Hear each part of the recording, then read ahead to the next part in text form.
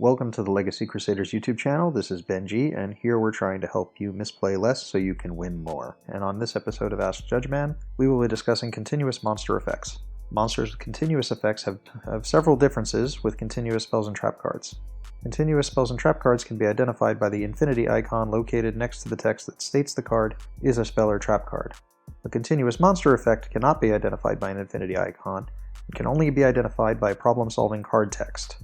A continuous monster effect can be identified by being written in a sentence that does not contain a colon, which is an indicator that an effect activates or triggers, or a semicolon that indicates an activation condition or cost, or both a condition and a cost. Continuous spells and trap cards have to be activated and will start a chain, unlike continuous monsters, which do not. Their effects go into effect the moment they are summoned successfully or are flipped face up, and their effects will continue to be applied until they are removed from the field by battle or a card effect, or additionally, should they be negated by a card such as Breakthrough Skill or Skill Drain. Jinzo is a good example of a continuous monster effect. He actually has two. The first is that trap cards cannot be activated, which is a single sentence without a colon or semicolon. The second is that all trap effects on the field are negated.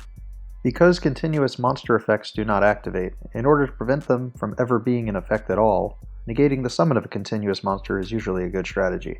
You can actually use a trap card such as Solemn Warning to negate the summon of Jinzo. This is because if you are attempting to negate his summon, he is not yet considered to be on the field. The same logic applies to Denko Sekka, which are often asked about because both cards actually prevent the use of trap cards, and Solemn Warning is of course a trap card. Unlike the summon of a monster, if a spell or trap card's activation is attempting to be negated, it is still considered to be on the field until it has been successfully negated, which is different from a summon of a monster, and can be relevant depending on the deck which you might be playing. Another common question surrounds Jinzo, in what happens if he is summoned while Skill Drain is on the field. Skill Drain says, activate by paying 1,000 life points. The effects of face-up monsters on the field are negated, while those monsters are face-up on the field, but their effects can still be activated. What should happen if Skill Drain is face-up on the field? Well, Skill Drain is a continuous trap card, and its effect is already applying. So the moment Jinzo reaches the field, his effect is already negated. Now, vice versa doesn't really work, because if Jinzo has successfully made it up onto the field, then Skill Drain can't even be activated because his effect prevents it. Some continuous monster effects only have an effect when specific requirements are met. They're still continuous, and they do not activate. But their effects are mostly applied when something occurs on the field, such as Bountiful Artemis. When a counter trap card resolves, you get to draw a card. For example, if you were to declare battle, and Negate Attack was then activated, and then 7 Tools of the Bandit was then chained, what would occur is the chain would resolve backwards, 7 Tools of the Bandit would resolve, allowing you to draw one card, but because Negate Attack's activation was negated, a counter trap was not activated, so you would not draw a card in that scenario. A card with a similar effect that's a little bit more relevant at the moment would be Trickstar Lycoris, which is a card that states whenever a card is added for your opponent's hand, they take 200 damage. So if you play Trickstar Lycoris to the field, and your opponent enters the draw phase, the very first thing that has to happen is that they are required to draw for turn. Upon resolution of that draw, they will take 200 burn damage. And if you had a Trickstar Light Stage on the field, it would then resolve, inflicting another 200 burn damage because 200 damage just occurred, all before allowing your opponent to activate a card effect whatsoever. Therefore, you can't actually prevent this damage by using a card such as Breakthrough Skill or Infinite Impermanence. Next, I wanted to discuss a very popular archetype that all contain the same continuous monster effect, and that effect is, if you control a monster that is not a Burning Abyss monster, destroy this card. Let's say you try to special summon Scarm Mel Branch of the Burning Abyss, then you follow up that special summon with the normal summon of Crane Crane. Crane Crane's effect is to target a level 3 monster in the graveyard and special summon it.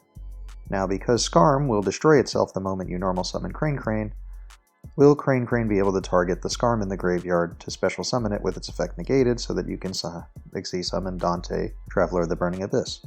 The answer is yes. The moment you normal summon the Crane Crane, the Scarm will instantaneously go to the graveyard, even before you can trigger the effect of Crane Crane. This would have occurred whether or not there was a target in the graveyard for Crane Crane to access, and because of that, Crane Crane will be able to activate and target Scarm. While we're on the topic of the Burning Abyss, we're also going to be discussing Fiendish Rhino Warrior. This monster says, Fiend monsters you control except Fiendish Rhino Warrior cannot be destroyed by battle or card effect. And a commonly asked question is what occurs if you have several Burning Abyss monsters, such as Graf and Seer, on the field while Fiendish Rhino Warrior is there, and he is targeted for battle. If Fiendish Rhino Warrior is destroyed by battle, at the end of the damage step he'll remain on the field, but his continuous effect will no longer apply, so what will happen is both Graf and Seer will be destroyed, and then their effects will trigger in the graveyard, even before Rhino Warrior can be sent to the graveyard. And this is because his continuous effect is no longer applying while he is currently marked for the graveyard. He will then go to the graveyard at the end of the damage step. Another very similar question is asked, what happens if Dark Hole is activated while Fiendish Rhino Warrior is on the field? Well, in this case, Fiendish Rhino Warrior will be immediately destroyed and the other two cards will be protected by his continuous effect. The difference between this is just how battle works.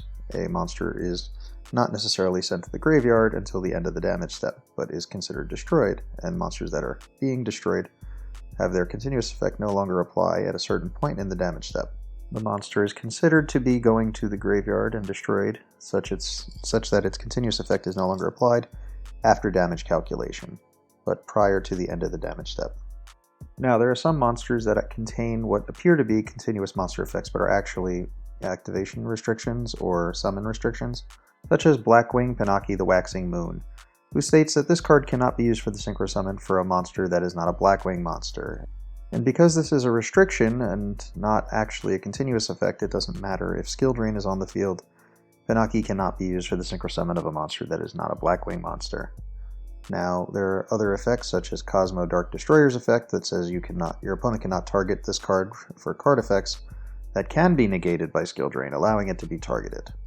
Recently, I've gained access to the community tab and made a post asking if there were any other questions that anyone wanted to ask in reference to continuous monster effects for this episode of Ask Judgeman. One of the comments was, how do people misinterpret Majesty's Fiend as a skill drain? Because Majesty's Fiend's continuous effect says that monster effects cannot be activated, which is very different from skill drain in the sense that continuous effects are still active. So Majesty's Fiend actually does not prevent continuous effects from applying, so if you have a Trickstar Lycoris on the field, burn damage can still be inflicted despite Majesty's Fiend being on the field. So that hopefully will help out some people who considered that to be an issue. If you have other questions, you can leave them down in the comments below. Don't forget to subscribe for more good Yu-Gi-Oh content. Hopefully we will misplay less and win more. See you next time.